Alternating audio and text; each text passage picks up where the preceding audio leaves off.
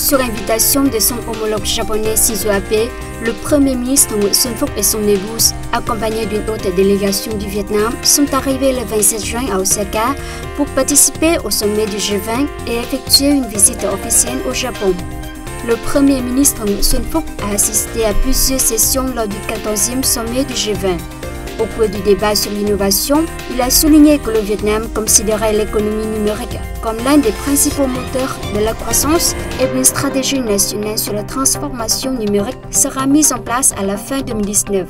Le Vietnam et les pays de l'ASEAN sont prêts à collaborer avec les pays du G20 en matière d'innovation, a-t-il déclaré.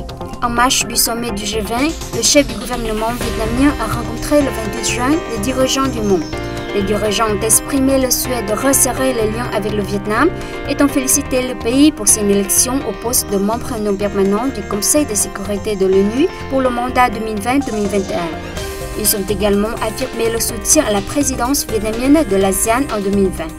Le président de la Commission européenne, Jean-Claude Juncker, a félicité le Vietnam et l'Union européenne pour la signature de l'accord de libre-échange et de l'accord de protection des investissements le 30 juin à Hanoi.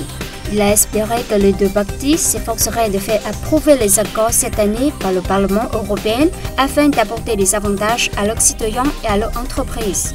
Le Premier ministre Nguyễn Xuân Phúc et le président chinois Xi Jinping se sont engagés à appliquer les accords signés par les dirigeants des deux pays et à œuvrer ensemble à l'approfondissement des relations bilatérales. Le Premier ministre Nguyễn Xuân Phúc et le président russe Vladimir Poutine ont convenu de promouvoir le partenariat stratégique intégral bilatéral, notamment dans l'énergie, le pétrole et les hautes technologies.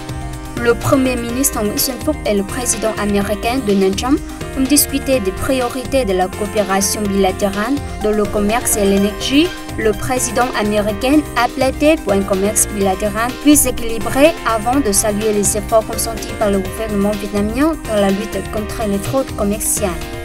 Le Premier ministre canadien Justin Trudeau a convenu avec son homologue vietnamien d'étendre les liens globaux en exploitant plus particulièrement l'accord de partenariat transpacifique global et progressiste, en renforçant les liens dans les domaines de la finance, de la haute technologie, de l'agriculture, des énergies renouvelables.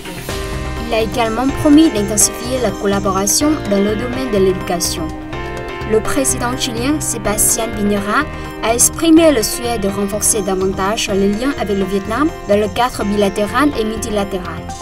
Le dirigeant vietnamien a également eu des rencontres avec le Premier ministre australien Scott Morrison, Premier ministre indien Narendra Modi, la chancelière allemande Angela Merkel, le président sud-coréen Moon Jae-in, le président de la Banque mondiale David Malpass, le président de la Banque asiatique de développement Takehiko Nakao et le secrétaire général de l'ONU, Antonio Guterres, et le directeur général de l'Organisation mondiale de la santé, Tedros Adhanom.